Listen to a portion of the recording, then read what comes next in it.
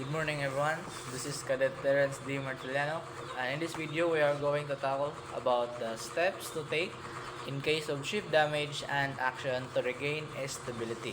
So based on this handbook by Seamanship 2, so in the event of ship damage, immediate action to regain stability include raising the alarm, isolating the damaged compartment by closing watertight doors, assessing the extent of damage, activating the damage control team, controlling flooding with pumps, adjusting ballast to compensate for the water's increase, and if necessary, contacting emergency services while prioritizing the safety of crew and passengers. Always follow the ship's established damage control path. So, action na ginagawa during yung vessel or yung barko is nagkakaroon ng damage to regain stability.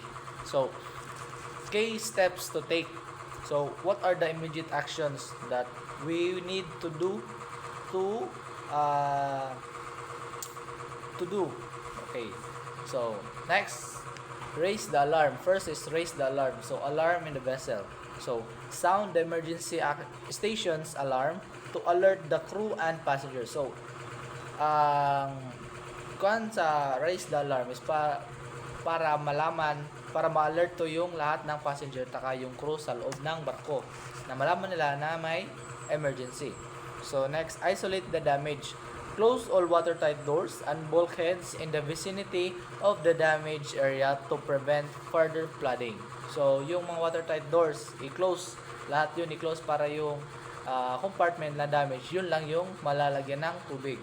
So next, report to the master. So inform the ship's captain about the location and severity of the damage. So siyempre you have to report to the captain of the ship to know what is the status of the vessel or the ship. Then para malaman kung saan yung damage ng barko to provide immediate action. Next, muster the damage control team.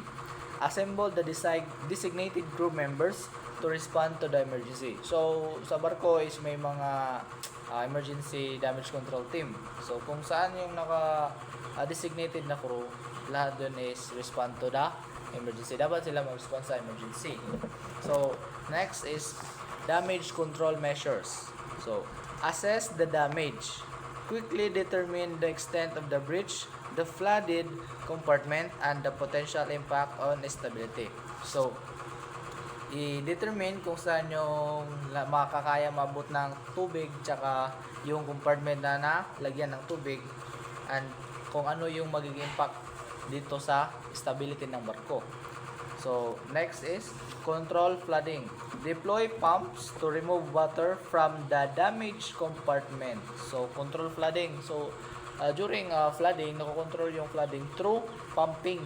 Deploy the pumps to remove water. So, nare-remove yung water from the damaged compartment. Next, plug the breach.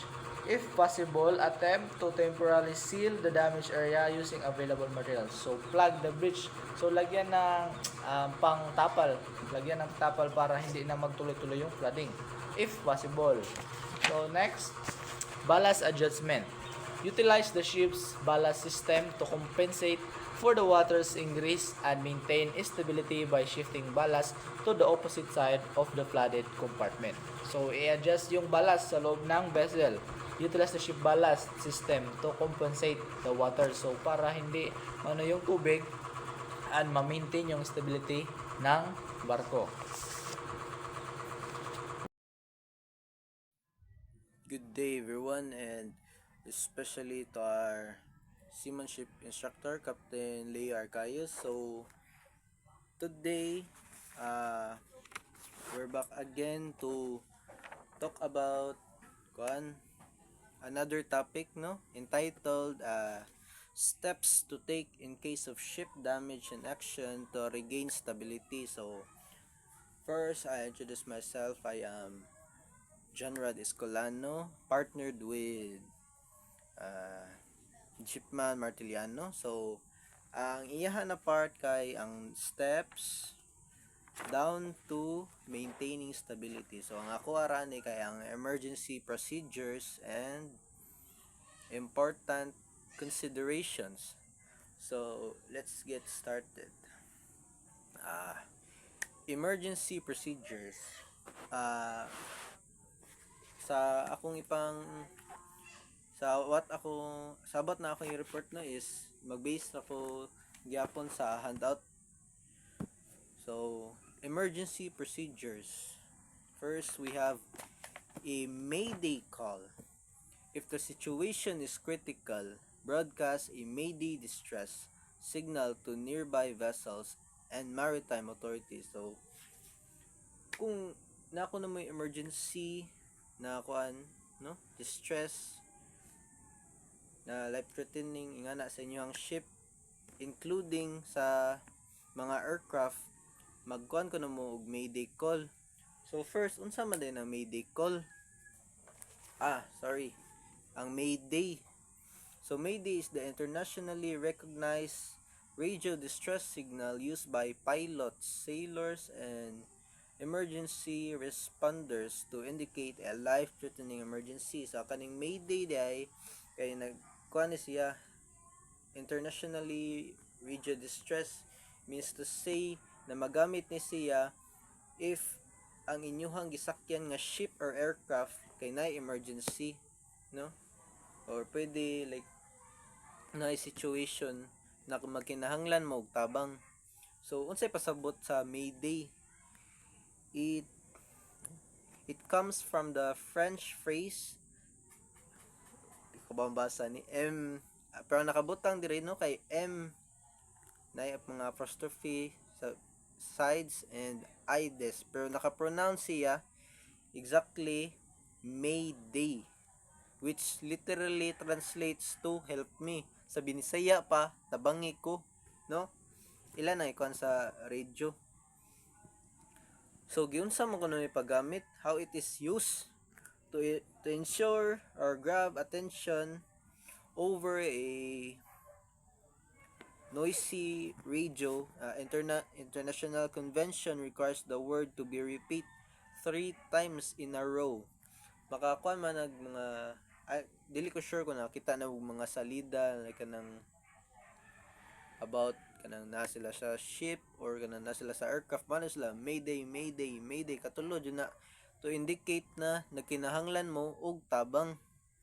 And kanus-a or asa man ni siya gamiton, no? Strictly used for grave and imminent danger.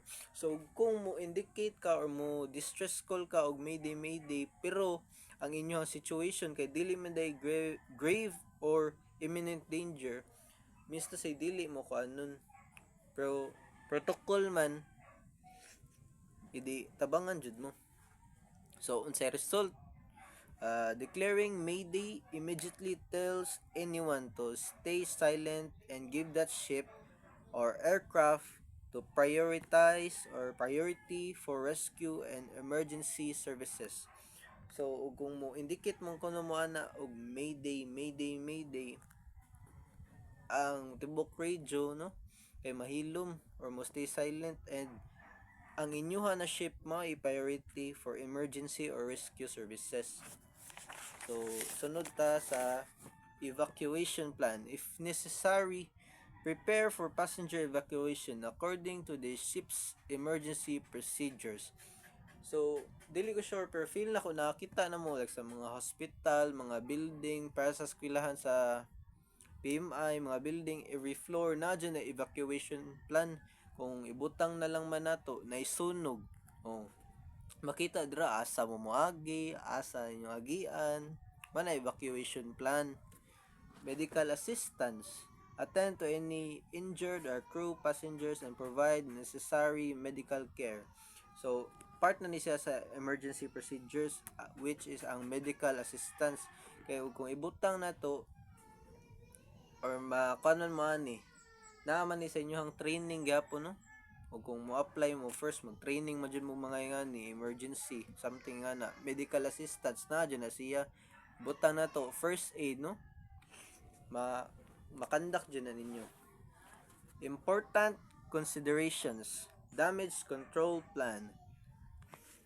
Every ship should have detailed damage control plan which outlines specific actions for different damage scenarios, including locations of equipment and responsibilities of crew members. So makita na to diri sa picture, no? Aning kilid nako naay kuan control plan. Makita di ang occurrence of damage.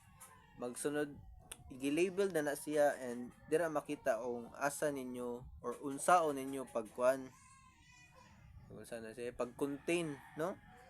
Mo ganing giingon damage control plan. Oh. Next, training and drills. O, nagyapon niyo kung kuan requirement gyapon ni siya kung mga-apply mo sa kuan barko, no? Kinahanglan jud mag training and drills.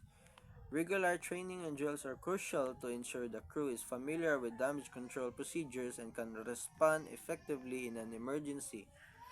Kuan sa training ninyo nanay ka na unsa na firefighting. Oh, usa po na firefighting. Maka-experience mo na. And lastly, communication. Clear and concise communication is essential during damage control situation to coordinate actions and avoid confusion. Kaya kung magpataka-taka ra pug istorya, no? Maglibog imong mga kauban or inyong kuan kanang risko ninyo, no?